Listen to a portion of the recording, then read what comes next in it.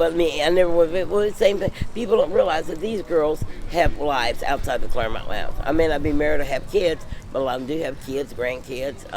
Some of them don't have children, but they have lives. They have boyfriends, girlfriends. They have many different. They have families. You know, we're just like regular people. We just happen to dance for a living and take our clothes off.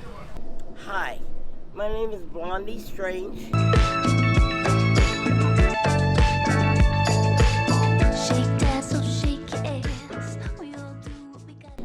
Anita Raystream is my real name. I dance at Claremont Lounge. Been here 42 years. I'm 64 and I'm hanging. And I love what I do. I'm from Dayton, Ohio, but I didn't dance in Ohio. I started dancing in Indiana where I went to high school. See what it was like. I was a waitress for like a year and a half and I didn't make that much money. I worked in a diner. And this is back in Indiana. I did okay. I wasn't blonde yet. I mean, this is the wig, but my hair was blonde for like 40 years. But yeah, I enjoyed what I did, just like I enjoy what I do here. Well, I've had other jobs, honey. I've been a waitress, some kind of thing. I was a hooker at one time, but we don't do that no more. Oh, I didn't charge much, 20, 25 bucks, just for blowjobs. If you wanted to go all the way, it was 30 bucks. But we were doing it like in cars. I really was rarely in a hotel or anything like that. Back then, you could just get away with it. White men, you know, they'd be done in like 5 minutes. I've had that happen even when I've had a lover, you know, because they get so excited and turned on, I guess. I don't know. But I never had a pimp or anything like that. Being a dancer, I made pretty good money anyway, and I just didn't feel like I needed to do it anymore. It's been over 30 years. I don't need to do it anymore. I've done many, many different things, but the porn thing wasn't for me. Because every time you go, well, heck, every time I go out, people are beeping the horn at me, no matter where I go. It's almost like being, like I said, at least I feel good that people will ask me, do I want to ride or something like that. If I was Michael Jackson, they'd be chasing me down the street. I wouldn't be able to, I'd hate to be like that. I mean, I'm famous and people know who I am here in Atlanta, but they're respectful. Some of them are scared to approach me, but I'm very approachable. I really am. I'm very approachable. I've lived my life and I've had a wonderful time. And if this was my last day on earth, maybe I haven't done everything I wanted to do, like travel. But I think I've tried to be a good person. And that's why I pray and read my Bible so I can do the things that Jesus, he got paid nothing. And people persecute him. I get persecuted a lot. Not by the girls or anything, but customers sometimes are very rude and crude. They can be rude and crude to me, but don't be rude to my girls. I will not take it. I will not have it. And why they come down the Claremont Lounge to make fun of the girls, because everybody's not a 10. Everybody's not like got a beautiful body. I was gorgeous back in my day. I was gorgeous.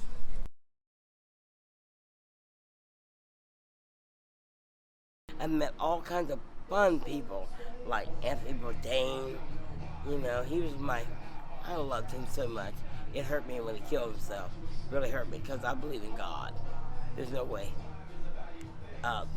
suicide would be a part of my life. No. I love myself too much. I love God too much. I met, Lady Gaga and Pink and some of the Trent Reznor and Marilyn Manson, even some of the black performers, but I don't listen to black music really. I like country. I ain't gonna lie to you. I'm redneck as fuck. I don't have it. Never had it.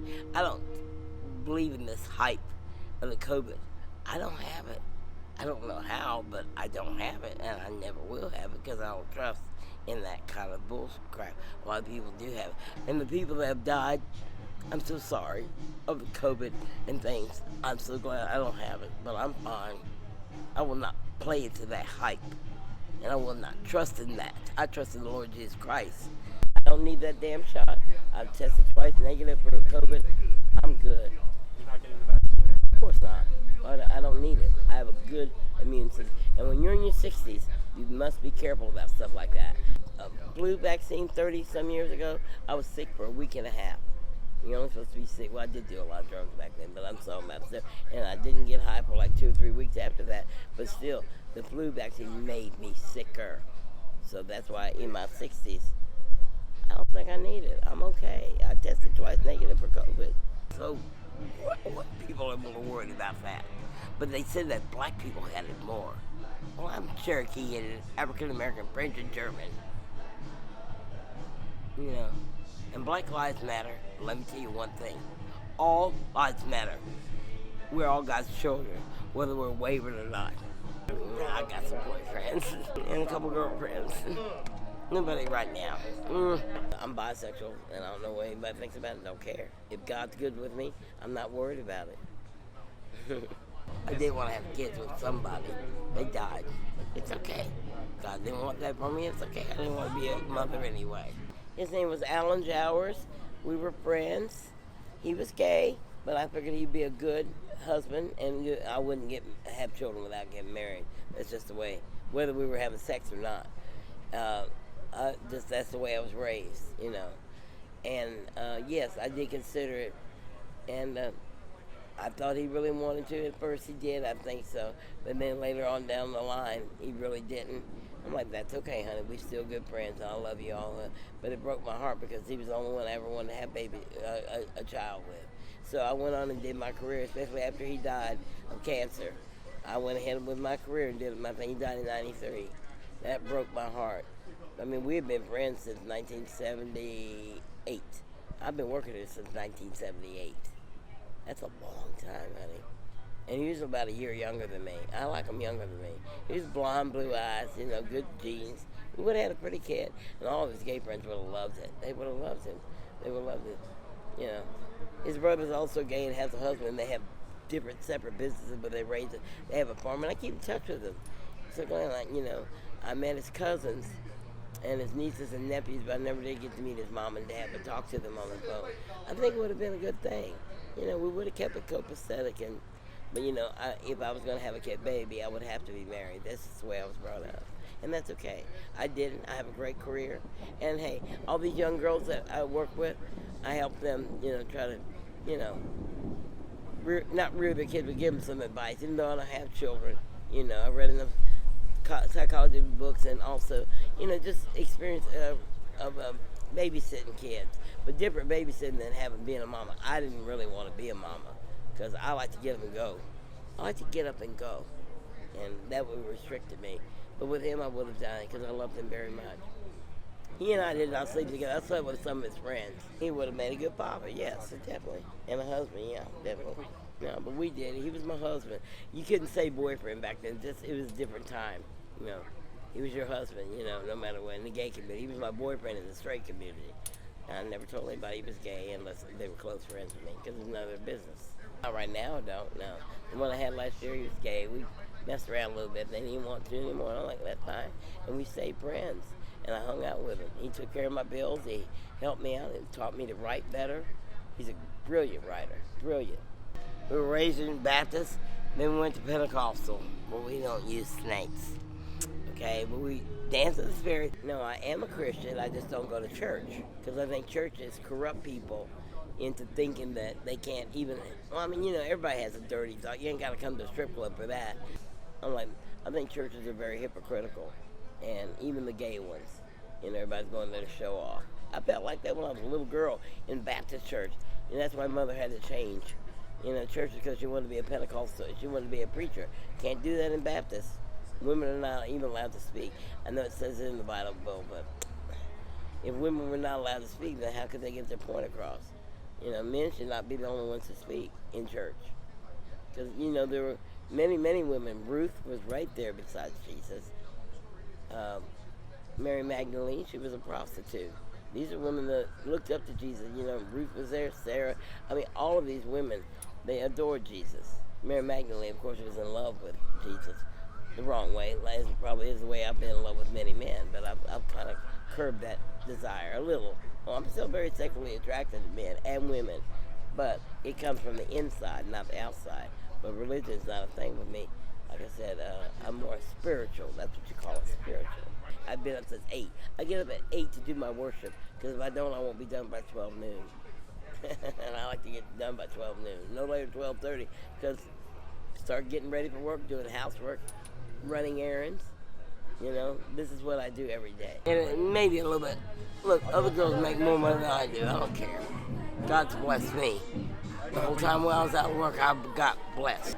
Look, I love what I do, and I like the poetry and things that I do. I use the gifts that God gave me. That's all I can say. And I'm a very good dancer. I didn't do any drop kicks, splits, or back. I did splits tonight. I work out every day. Look at those legs, honey. Those are great legs. Fantastic legs. I work out every day. I pray and read my Bible every day. But that doesn't keep me fit. I work out every day. I pray 2 hours on my knees, 2 hours, and then I read my Bible for an hour and a half, whatever. Every day. I've been doing it for 30 years. No, I've just done them. But you've never considered yourself.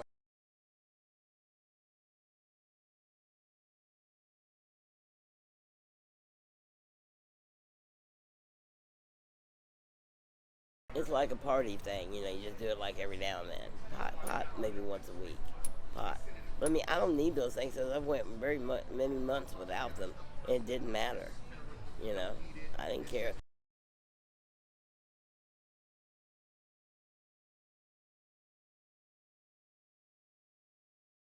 And I've got a good memory. For all the drugs I've done, I must have done the right ones. I don't like drinking my beer. I like to smoke my pot. And I like to blow every now and then. But I'm going to give that up. I got to. I'm 64.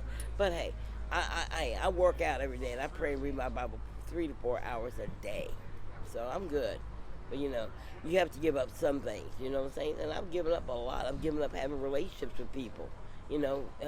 Because being famous, you just can't date everybody because everybody wants to date you because you're famous, because you got money. I don't really have a lot of money, but they want to date you because you're famous. I don't want that. But I had to give it up. I had to give up some. At least me dating gay men, they like me for who I am, but then there's still some that would date me just because I'm famous. I know this. My half brother just died. We were not close. My brother died of AIDS. My mother lives in the Virgin Islands. My dad and mother died. My mother and dad divorced when I was 3. My dad died. He died in 1995. And my mother lives in the Virgin Islands. She's in her 80s. I send her money. I try to keep in touch with her, but she's in church a lot. And she goes to church a lot, but she told me it's okay if I don't. My brother died of AIDS in 2000. I wrote a beautiful poem for him. I want to give it to you, too. Yeah. My half-brother just died. I don't know what he died of. There's a lot of legal things that I can't talk about involved in. I have a lawyer and a manager working with it. Because Daddy had left us some property. Well, of course, I forgot all about that. I don't know anything about stuff like that. I've done my threes and sports or stuff like that. Yeah, I don't know what was wrong with that young man that killed those Asian women. He said he had a sexual addiction. That was demons, honey. That was demons that he could not deal with. And, he should have just broke away from the church and did his own thing. Pray, read your Bible. I like what I do. I don't make as much money as the other girls. Yeah, but I don't get money for a lot of stuff. I do now, and I better. Not for you. Love you. Anyway, no, I love what I do. You came so late, sweetie. I love you anyway. I went to college at Emory. Like you say, I just took night classes. A sugar daddy paid for it. And I took classes at different times, but you had to type up your own stuff and stuff like that. It was a wonderful experience. I took theater, acting, writing, children's fiction, creative writing, that kind of thing. Are you living or are you just existing? The girl that makes the most money, it's not me. It's okay though. I enjoy what I do. I gotta go. I love you. Okay. I'm Blondie. You got roots if you wanna lift those bootstraps.